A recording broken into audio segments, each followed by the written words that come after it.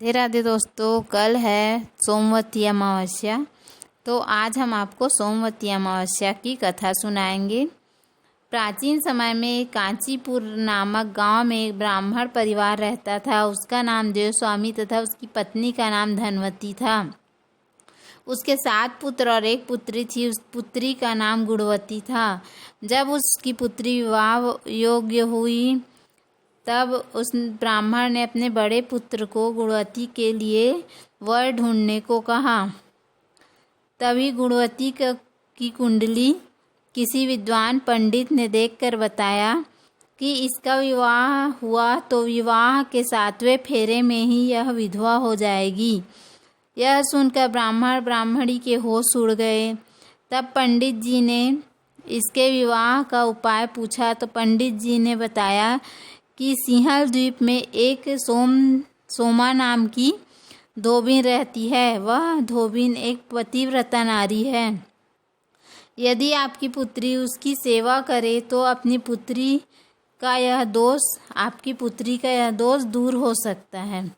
जैसे जैसे उस धोबिन को खुश करे और उसे यहाँ बुला लें। तब ब्राह्मण का छोटा बेटा अपनी बहन के साथ सिंहल द्वीप जाने के लिए निकल पड़ा। रास्ते में उसे समुद्र मिला। उसे पार करने की चिंता में दोनों भाई बहन एक वृक्ष के नीचे बैठ गए।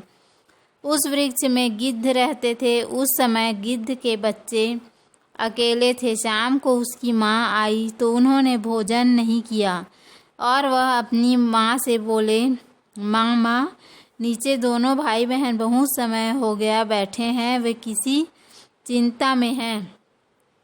जब तक वे भोजन नहीं करेंगे हम भी भोजन नहीं करेंगे। तब ममतामयी गिद्ध माँ ने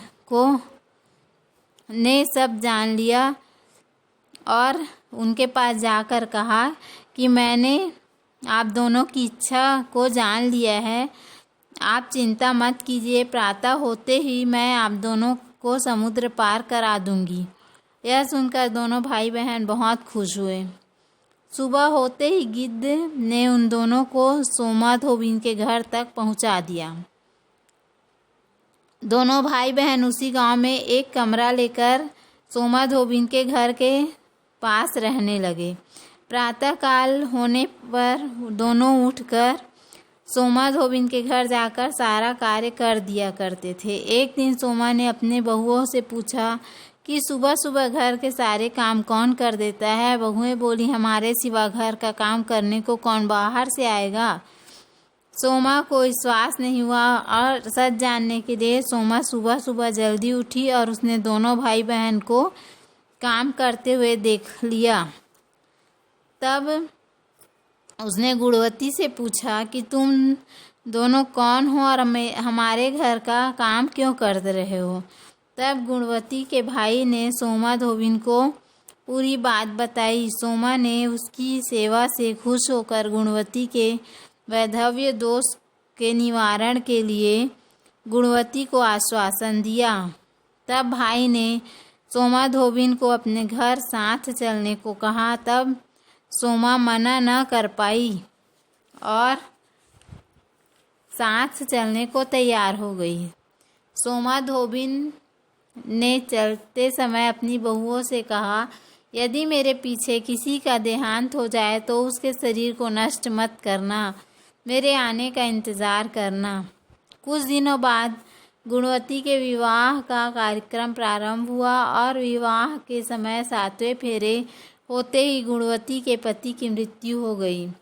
तब सोमा ने अपने सभी संचित पुण्यों का फल सोमा ने गुणवती को दे दिया, जिससे उसका पति जीवित हो गया।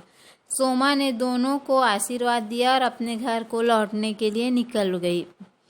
गुणवती को अपना पुण्य देने की वजह से सोमा के घर में उसके पति और पुत्र और जमाई की मृत्यु हो गई। उस दिन माघ मास की अमावस्या तिथि थी। सोमा ने इसका व्रत रखा था। सोमा इस पुण्य को संचित करने के लिए रास्ते में पीपल के वृक्ष के नीचे विष्णु जी की पूजा की।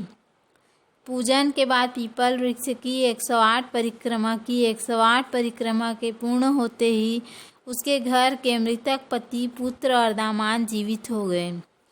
बोलो श्री हरि विष्णु भगवान की, बोलो बांके बिहारी लाल की जय, बोलो भोलेनाथ भगवान की जय।